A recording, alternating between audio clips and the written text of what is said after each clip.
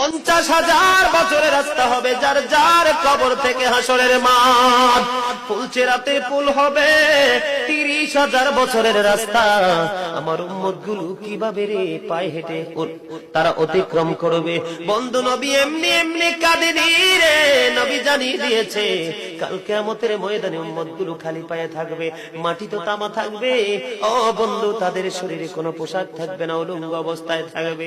এমন মা আয়েশা প্রশ্ন করলো, গো প্রাণের নবী, জানতে মনে চায় নবী গো, এই যে আপনার উম্মত গুলো উলঙ্গ অবস্থায় খালি পায়ে সবাই থাকবে গো নবী, তারা কি নারী পুরুষ একসাথে? কয় হ্যাঁ, নারী পুরুষ একসাথে। তারা কি কেউ কারো দিকে নজর দিবে না?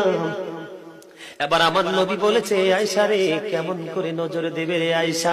বন্যার পানি যেমনি প্রবল বেগে বৃদ্ধি পেয়ে পৃথিবীর মানুষগুলোকে গ্রাস করে ফেলে, কাল কিয়ামতের দিন এই জাহান্নামের